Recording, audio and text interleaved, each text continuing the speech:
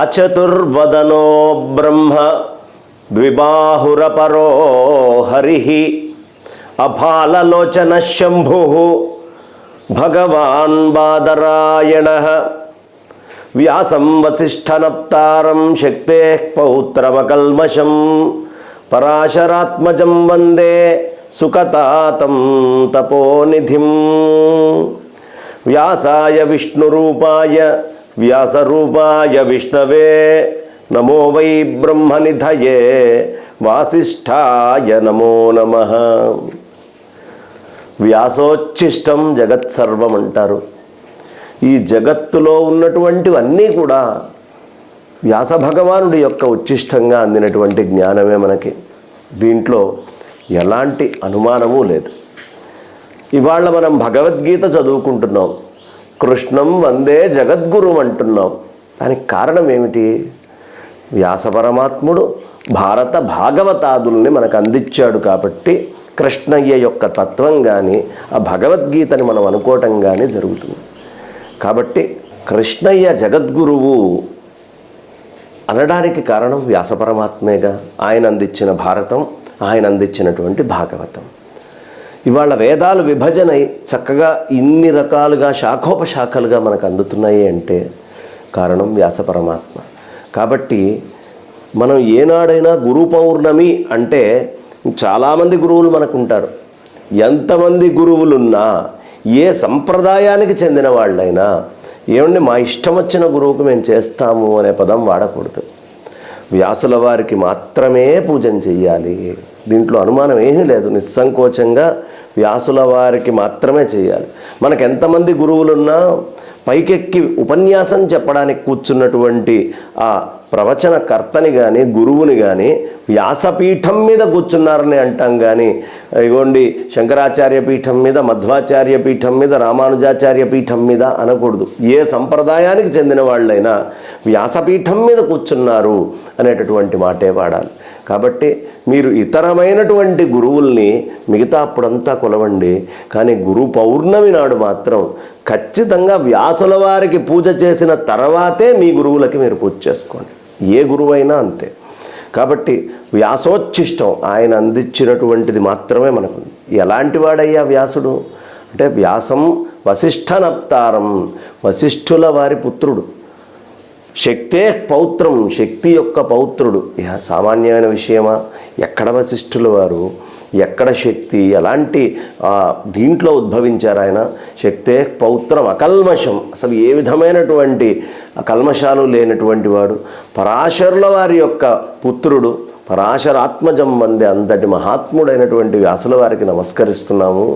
ఎందుకు నమస్కరిస్తున్నాము? వ్యాసుడు అంటే అదేదో ఒక ఇది కాదండి, ఒక పదవి. వ్యాసము అనేటటువంటిది ఒక పదవి. ఇప్పుడు ప్రతి ద్వాపర యుగంలోనూ వేదాలని 4గా విభజించడం జరుగుతుంది. అందులో మనకి 28 మహాయుగాలైనాయి, ఇప్పుడు 29. దీంట్లో మనకి అద్భుతమైనటువంటి అంశం ఏమిటయ్యా అంటే కృష్ణద్వైపాయనుడు వ్యాసుల వారిగా రావటం జరిగింది. కృష్ణద్వైపాయన్ల వారు మనకి ఇది మొత్తం చేయటం. దీనికి ఆరంభం ఎక్కడయ్యా అంటే నారాయణుడు నుంచి ఉద్భవించినటువంటి అపాంతరముడి దగ్గర నుంచి ఆరంభం చేసి వ్యాసపీఠం మీద ఎప్పటికప్పుడు ఒక్కొక్కళ్ళు కూర్చుంటూ వచ్చారు. కృష్ణద్వైపాయనులకి మనం నమస్కారం చేసుకోవాలి. ఎందుకంటే వ్యాసాయ విష్ణు రూపాయ ఆత్మా వైపుత్రనామాసి అంటారు. ఆ పీఠం మీద కూర్చుండేటటువంటి ఆయన సాక్షాత్తు విష్ణువే, ఇంకొకళ్ళు కాదు. వ్యాసాయ విష్ణు రూపాయ వ్యాసరూపాయ విష్ణవే నమో వై బ్రహ్మనిధయే.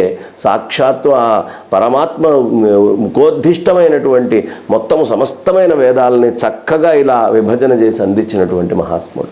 పోనీ అక్కడికి అయిపోయిందా? అసలు ఆయన గురించి చెప్పుకోవాలి అంటే వ్యాసుల వారి గురించి ఆయన ఇది అది అని తేడా లేదండి. సమస్తమైనటువంటి వాంగ్మయాన్ని మనకు చూపించినటువంటి వారు ఆయన. 18 పురాణాలు, 18 పురాణాలు మనకు అందించారు ఆయన. ఓ పక్కన బ్రహ్మసూత్రాలు మొత్తానికి భాష్యం రాశారు. శాస్త్రం శారీరమీమాంస అంటారు, బ్రహ్మసూత్రాలనే చెప్తారు. ఆ బ్రహ్మసూత్రాలని మనకు అందించినటువంటి వారు వ్యాసుల వారు. అలాగే చక్కగా అద్భుతమైనటువంటి వేదము, సూత్రాదులు, ఇటు నుంచి శృతి అయిపోయింది, స్మృతి అయిపోయింది, పురాణాలు, అన్నిటికీ అధిష్టాత. ఆ తర్వాత ఎవరైనా ఉన్నారంటే ఆదిశంకర్లే. కాబట్టి అంతటి మహత్తరమైనటువంటి జగద్గురు స్థానంలో ఉన్నటువంటి మహాత్ములని ఎప్పుడూ మనం పూజించినా పూజించకపోయినా ఈ ఆషాఢ మాసంలో పూజించాలి. ఏమిటి ఆషాఢ పౌర్ణమికి అంత ప్రత్యేకత ఏమిటి అంటే, సూర్యనారాయణమూర్తి కర్కాటక రాశిలోకి ప్రవేశించేటటువంటి మాసం ఈ మాసం. ఏమిటి ప్రత్యేకత? కర్కాటక రాశిలోకి వెళ్తే ఏమిటండి ఉపయోగం అని అడగచ్చేమో. కర్కాటకం ఎట్లా నడుస్తుంది? మనందరము మిగతా పశువులు జంతువులు నడిచినట్టు ముందరికి వెళ్ళదండి, అది పక్కగా వెళ్తూ ఉంటుంది. ఇట్లా ఎప్పుడైనా గమనించండి. సంసారంలో ఒకటేలాగా నడుచుకుంటూ పోయేవాడు ఈ ఆషాఢంలో ఈ గురు పౌర్ణమికి గురువుని తలుచుకొని ఎవడు పూజ చేస్తాడో సంసారంలో పడి కొట్టుకుపోకుండా జాగ్రత్తగా పక్కగా వెళ్ళి వాడిని తెలుసుకుంటాడు. అది తెలుసుకోవడం కోసమే ఈ ఆషాఢానికి ఇంత ప్రత్యేకత మనకి పెద్దలు చెప్పారు. కాబట్టి ఒక్కసారి ఆయన్ని ఖచ్చితంగా తలుచుకుందాం, ఆయన్ని తలుచుకొని మన హృదయంలో పెట్టుకుందాం. ఎలాంటి వాడు? ఆ చతుర్వదనో బ్రహ్మ, 4 తలకాయలు లేవండి కానీ సాక్షాత్తు బ్రహ్మ అయినా. ద్విబాహురపరోహరి, హరికి 4 చేతులు ఉంటాయి కానీ ఈయన 2 చేతులు ఉన్నాడు. ఉన్నప్పటికీ అపరమైనటువంటి హరి ఈయన సామాన్యుడు కాదు. ద్విబాహురపరోహరి, ఆ పాలలోచన శంభు, 3 నేత్రాలతో ఉంటాడు పరమేశ్వరుడు.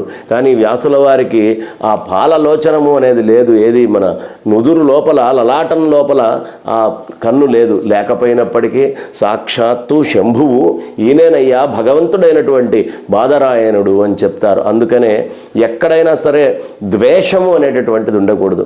పరమేశ్వరుడైనా బ్రహ్మదేవుడైనా విష్ణువైనా అంతా ఒకటే అయినటువంటి నిర్గుణ నిరాకార సచ్చిదానంద ఘన చిదానంద స్వరూపంగా ఒకటే అనే జ్ఞానాన్ని ఎవరు పొందుతారో వాళ్ళు మహాత్ములవుతారు.